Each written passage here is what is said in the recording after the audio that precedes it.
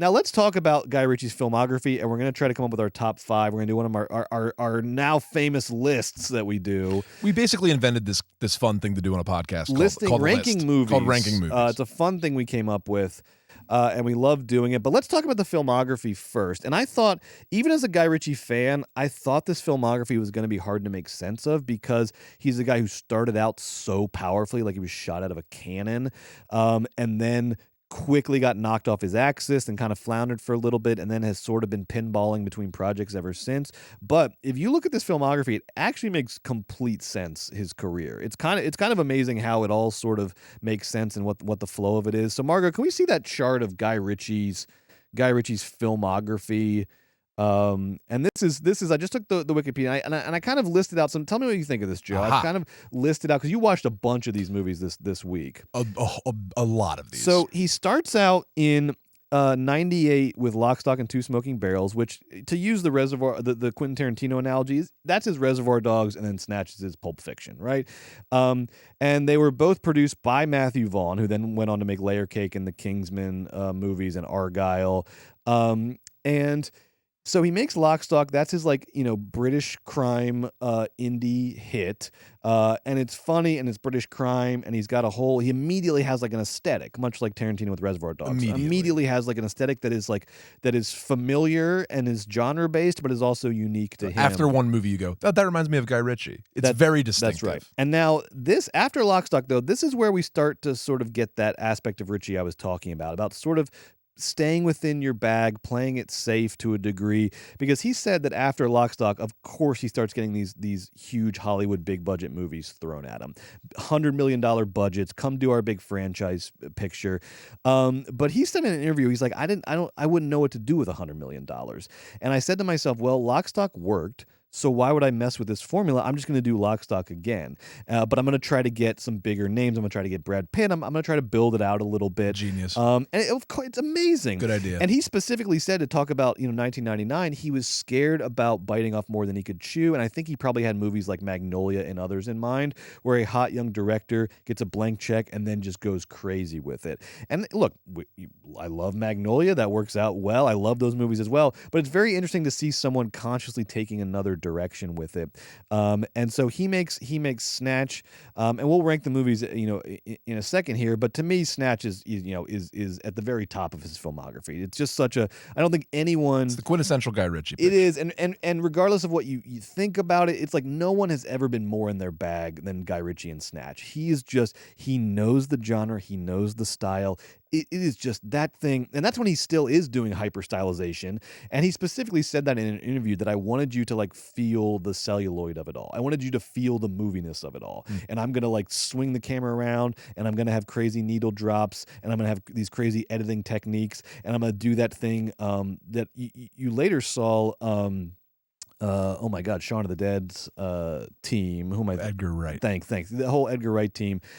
You saw them do a lot, which is Dennis Farina's going to take a plane to England, and they just do boom, boom, boom. They do he buys a ticket, he slams a drink on the plane, and then he's in London, right? They do that boom, boom, boom editing. So but don't worry, listener. Guy Ritchie's much, much better than Edgar Wright. Wow, he is. He is.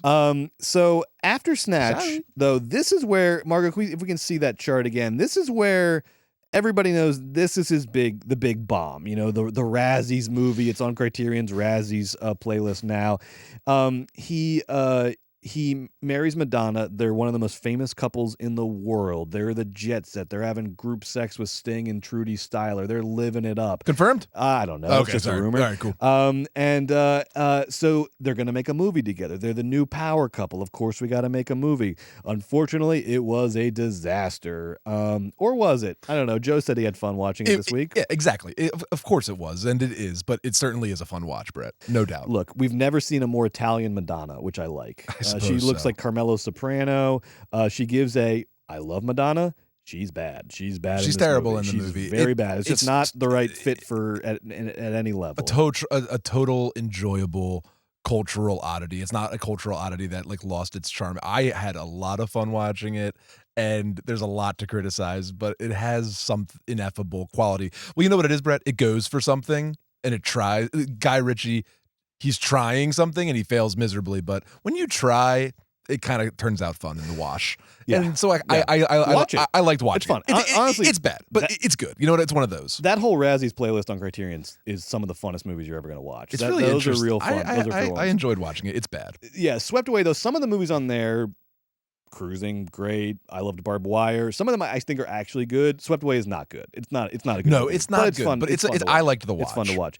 So after that, he tries then to go back to his bag, right? He tries to go back to snatch Lock, Stock. He brings back Jason Statham. He brings back his troupe, but unfortunately, he has something happened. Well, he's still married to Madonna. They don't get divorced till 2008. Thank you very much. But he has lost. He's lost that thing, whatever it was that was that British crime comedy wonderkin sort of thing. He's really lost it. Rock and Roller I enjoyed, but at the same time, I'm like, I know this isn't good, but I just like it because I like Guy Ritchie's sort of aesthetic and style.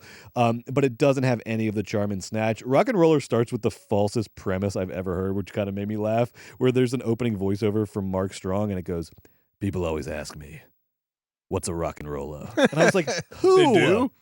What? People on the street? Yeah, who's asking you that and why? And then it's funny when you cut to him and you find he's just like a mob accountant. I was like, people ask you that? When? Why? People always ask me, what's a rock and roller? But like that, Mark Strong's in that bad movie with Gerard Butler. Well, that's the thing. This guy brings the British heavyweights to his parties, man. I love his cast, Brett. The casts are amazing, but that opening line just is kind of summarizes that whole Lost It phase where it's just not clicking anymore. The lines aren't clicking anymore. So what does he do though? Because he says, I gotta direct movies. Right. So because I'm really good at it. I'm really good at it. So what does he do? He becomes a studio gun for hire. Smart. For the next 10 years. So he makes the very good Sherlock Holmes movie with Robert Downey Jr. and Jude Law. He makes the not good Sherlock Holmes sequel, but I'm sure it made a lot of money. He did the very good Man from U.N.C.L.E. movie with your guy Henry Cavill. Henry Cavill's in that, isn't he? Yeah, Henry Cavill in that, and Armie Hammer. And both my guys. Yeah, great movie. Armie Hammer just blasting out cannibalistic sex texts at the craft services table. He does King Arthur with Charlie Hunnam. Charlie Hunnam, who then was in The Gentleman. And then he does the live action Aladdin with Will Smith as the genie. So he basically said, okay, look, I get it. I kind of lost my thing.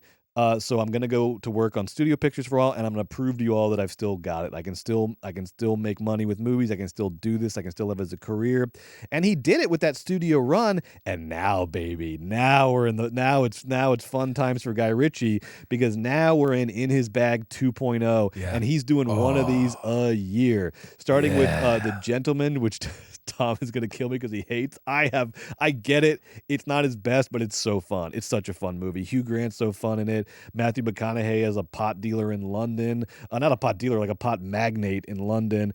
I think The Gentleman's a lot of fun. And it certainly reminds you of his earlier movies. Yes. So that's the big thing, is he's going back now. He felt that it's now safe to go back to the Guy Ritchie bag because he's kind of proven that he can do the thing, right? And to be clear, that bag is an energetic ensemble of like motley Brits doing a crime or solving a mystery, right? Yes. Like that's what we say when we're like fun. The bag of this man. It's this is so what he fun. does. Yeah. And so now he's doing a movie a year in his bag. He did. I loved Operation Fortune, which came out last year, which is like kind of an old school like adventure spy kind of movie. The Covenant was really good. Guy Ritchie's The Covenant. Thank you very much. Which is sort of like, dude, Covenant was really good. Not in his bag, no. But that's why I say in his bag 2.0, because the Guy Ritchie bag now is competent genre filmmaking. Yes, competent genre filmmaking with selective Guy Ritchie touches. Yeah. But he's not going to risk doing another Rock and Roller. I think that's what he is, or Revolver. He's not going to risk doing the movies where he really like went big for his thing out of desperation after Swept Away and didn't hit the mark. He's not going to risk missing the mark again, and so he's doing competent genre movies. Can I say what the secret sauce in The Covenant is really quick? Yes. Why that is very much a Guy Ritchie picture, even though it's about Iraq and it only has Afghanistan. Afghanistan. It has just two actors, not like a whole entire ensemble. But what it has like masculine loyalty above all. Like riding with your boys is like his main sort of concept. Yeah. And The Covenant is a great being there for your boys movie. But then the only other through really is the competence, and he does enjoy making action scenes in war movies, and this is sort of like, I think, out of the pile of, and talk about a mixed bag is, and I'd love to, maybe we could do it as a run sometime, Brett, later on Patreon or something, but like Afghanistan, Iraq, war on terror movies are very interesting as a subgenre. Yeah, this is like a better one. It's like not jingoistic. Like it is inherently, but like it isn't quite as jingoistic as other ones. And it's just about two guys that are just that made a promise to each other, and they're gonna back it up. Very Guy Ritchie in that regard. It's an interesting balance because it's not like the soldiers are presented like in a pretty good light. You know, like right. That's the part where it's like, yeah, it's about an American hero in Afghanistan. Yes. So obviously it's like morally bankrupt on its face. But there was also moments that were like pretty, like, honestly, the opening, and I famously hate text in movies. The opening text in The Covenant is one of the most like devastating critiques of war I've ever seen, because it just says basically, like, I'll summarize, after 9/11, and I didn't really know these numbers. It said like 1,000 troops were deployed to Afghanistan. Yeah, we sent them to go get and then it said 10 years later there were 100,000 American troops in Afghanistan. I was like, holy shit! What a devastating critique of how like war begets war, and like the military industrial complex of how like 1,000 people were sent to like address a problem, and then 10 years later there's 100,000 soldiers there and nothing has improved, and it's just a fucking morass. So and then at the end, you know, Jake Gyllenhaal saves his guy, but then Guy Ritchie at the end puts up more words, and the words say, yeah, there's still hundreds of these kinds of guys that got fucked. Yes. Right. So it's a good movie, guys. Yes. I really liked it. It's not a sort of like transgressive anti-military, anti-war movie. But it's also not, I did not find it to be jingoistic. It's not. I would not characterize it that way. That would be unfair, I think. No, out of that subgenre, it just isn't. Yeah. And he's got once again another one in post-production with Henry Cavill again, with Jake Gyllenhaal, with Eliza Gonzalez, and then he's filming one called The Fountain of Youth, where Natalie Portman and John Krasinski. Okay, fine. Ugh, maybe he'll break his leg. Maybe we can just abide it. But they go look for The Fountain of Youth, and I said, hell yeah, Natalie Portman looking for The Fountain of Youth. Let's do it. I mean, she already found it, but I guess she's going to tell us where it is. Nice. So let's do top 5 Guy Ritchies here. Let's do it. Now I was gonna. We usually start from the bottom, but I have a very simple question for you to begin this list. Yeah. Okay? Yeah. Which is, to me, Snatch is unquestionably number 1. I want to know if you agree, or if you have any, even if you do agree, is there anything that would compete? Anything that we could talk about for number 1 besides Snatch? Really, the thing for me is that, like, I, the person, Joe, has nothing to do with Guy Ritchie, liked some of his other movies more. But I also understand, looking at this filmography, why it's obvious to say that Snatch is his best movie. I know that's counterintuitive, but like, it's not my Joe Cilio favorite movie of the bunch, but like, I can't have my personal specific like genre enjoyment kind of getting into this podcast list of the best Guy Ritchie movies.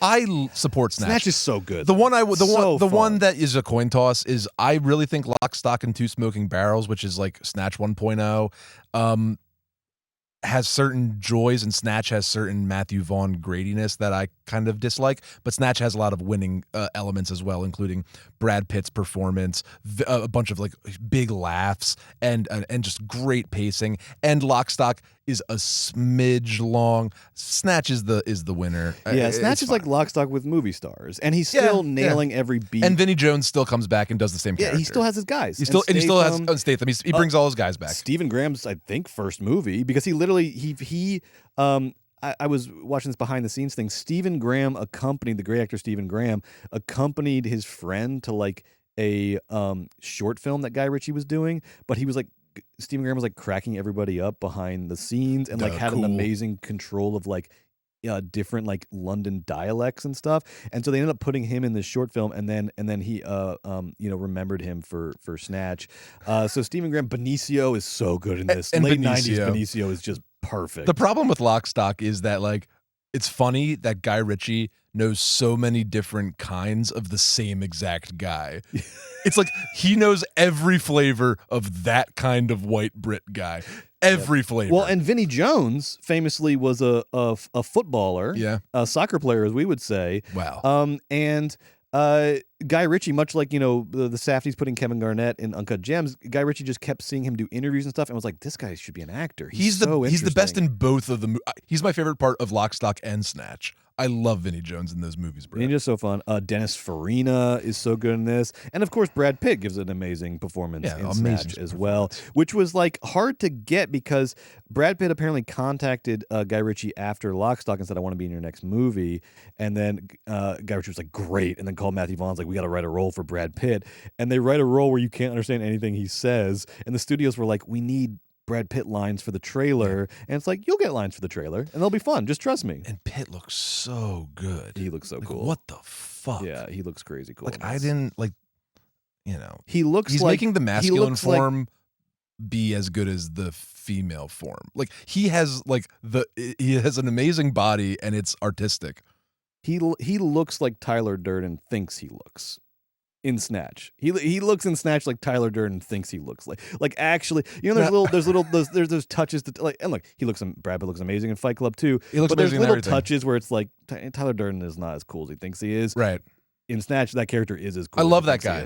I love Pikers. That guy. Yes. I'm sorry if that's a slur. Excuse me. I don't know. Is that a slur? I'm sure it is. Yeah. Pardon me. Well, no, but there was that bar in Los Angeles called that. Right. But I wonder. I think maybe I wonder if closed down because in Snatch's context, we're very sorry. If that's a slur. We just don't. I just don't live in Northern England. But look, you're quoting the movie. It's what they're called. I'm so sorry. Okay. So what's number 2? Okay, so if we have Snatch at number 1, oh my god. Okay, now it gets really hard. Well, let me tell you some of my favorites. Yeah, please. Here's the ones I really liked. I really like Lock, Stock. I really like Sherlock Holmes. I really like The Man from U.N.C.L.E. I really like The Covenant, and I really like Ministry of Ungentlemanly Warfare. Those are my finalists. You like those ones as well? Those are literally I have like 7 movies for 5 slots. Okay, cool. So just again, the movies I love, the movies that I really liked a lot: Lock, Stock, Sherlock Holmes, Man from U.N.C.L.E., Covenant, Ministry of Ungentlemanly Warfare. Well, the one that I have that you don't. Yeah. Operation Fortune. So I Operation Fortune I watched this week. It is good, but it's just not as good as the other ones. And I think it's a little too breezy, and it doesn't have that. Okay, I loved the score in a lot of these movies, but I loved it in Ungentlemanly Warfare. It had like that nice like piratey World War II beat, and it hyped me up during the movie. No fucking needle drops. I love it. I love when there's an actual score and not just like your fucking Spotify playlist. Operation Rue de Guerre is a collection of really fun performances and characters. It's just a smidge too loosey-goosey for my taste. If some of these are 3.5 stars, that's just like a 3. Like it's totally good. Here's what I'm going to give you. Right. I will take Operation Fortune out of contention in the top 5, but at number 2, you and your trades. What does it have to be? I want Sherlock at number 2. I want Sherlock Holmes at number 2. You know, Brett. Here's why I think that's fine. I love Sherlock Holmes. It's so much fun. It's fun, and I have high standards. I'm a big Sherlock. But do you really think it's better than The Man from U.N.C.L.E.? Yes, I do. Do you think it's better than Ministry? Yes, I do. I think, Ministry's so good, but I have a little bit of recency bias. That's fair. Here's what I remember. I remember watching Sherlock Holmes in theaters and being like, A, Guy Ritchie still got it. B, this is one of the most fun Sherlocks I've ever seen. Yeah. C, it is a updated, unique take on the movie that is so close to, but not descending into like anachronistic, like over stylized bullshit. It still felt it felt like a really fun extension and reinvention of the Sherlock Holmes character. And Downey is super fun in it. So good. Jude Law. The Mark Strong like demonic plot. They do such a good job of the classic Sherlock Holmes thing where something you think is supernatural is just like a con man or is just a very explainable thing. I love I've seen it multiple times, which is rare. Like I've seen it like 4 times. Like it is so fun. It's also a crowd pleaser. Like me and all my cousins and like a bunch of the younger cousins were around, and someone's like, we should watch Sherlock Holmes. I'd be like, that is so perfect. I could scream. That's exactly what we should watch. Well, there we go. I think that's okay. Fine, let's do it. I love that. Okay. All right, fine. Now we've got Lock, Stock, we've got Ministry, we've got Covenant, we've got Man from U.N.C.L.E. Where are you going now? All right. Covenant is really, really rock solid, but it's not going to be 3 in comparison to. Should we put Covenant at 5? Covenant feels like a 5. Well, I wonder. It's either 5 or it's either 6. I'd hold off on putting it at 5. It's either 5 or 6. We still have one too many. Okay, because we have. Like, what are we gonna do? Okay, Man from U.N.C.L.E. talk about that. Let's talk about that for a second. So this is in his studio era. He is this like handsome, glossy, homoerotic, stylized spy love letter that is so fucking fun and so beautiful. I personally think it's his best movie. I really would think that this should be our number 3. Personally, the only one I would compete personally with me, I mean, I like Lock, Stock, but we already have Snatch. It's the same fucking movie. It might be Ungentlemanly Warfare. Maybe, yeah. I like that because my only hesitation with Man from U.N.C.L.E. is it's very, very good, and I love it. It is. I think it's the least Guy Ritchie movie out of all the movies he's made, and I think the reason is because it followed the Sherlock Holmes sequel, which was, right. And so I think he was literally, you can see him in his head being like, okay, easy guy, we can't go back down. We're only going in one direction from now on, and so I think he got really restrained, and let's just take all the Guy Ritchie out of this and just make like a slick, cool spy movie. Okay. So I hear that. I like Ministry at 3. I think Ministry at 3. Let's do it because we're both stands for this movie. Yes. I don't know why you wouldn't like this movie unless you just don't like guns. You know, that's fine. But I can't think of like a. But the guns are killing Nazis. No, totally. I just don't know what's unenjoyable about this. Like, fun and easy to watch and totally enjoyable romp. Well, and you know what I like too about the guns is unlike Civil War, that they didn't make my bones clack together inside my body every time they went off. It was a normal sound of a gun in a movie theater, not an actual Civil gun War is inside my head. It's supposed to make you scared. Oh my God. Well, mission accomplished. I hate guns. I think that, okay, so the question is, are we going to just like Lock, Stock, probably his best movie? Lock, Stock feels 4. Well, or are we just going to say fuck it? Because it would be so sad for me to look at this list tomorrow and not have the weird Covenant on it. But Lock, Stock might be better. So I think Man from U.N.C.L.E. might be the outlier. Brett, it has to be on the list. It is much better than some of these other movies. Like though it's like the Covenant. Like though it's not his most him, he brings plenty of all the things we love about him to this movie. Like the camaraderie, the action, the stylization, the quippiness. It has enough Ritchie in there for me. Right. I feel like it'd be a crime. I feel like we're gonna get people are staring at us. Maybe the Covenant's got to. Maybe the Covenant. The Covenant has to go. I think the Covenant's the outlier. The Covenant just has to go. I'm fine with that. We like the Covenant a lot. Well, really the Covenant is maybe the least Guy Ritchie movie. Even though he put his name in it, which is so funny. Which is so funny. Why did he do that? Because he's like, I can make other kinds of movies too. Hire me. I don't know. Yeah. Maybe he was worried people would not recognize it as a Guy Ritchie movie. They wouldn't. That's so interesting. Guy Ritchie's The Covenant. Who knows? That's so weird. Good movie though. I mean, I would. You pick your poison, but Man from U.N.C.L.E. and Lock, Stock are going to be these last two. Yeah, I think Lock, Stock comes in at 4. Man from U.N.C.L.E. comes in at 5. All right, Man from U.N.C.L.E. heads out there. I see you. I hear you. You're heard. You're beautiful. But Lock, Stock is a lot of fun, and it's very Guy Ritchie. And I think.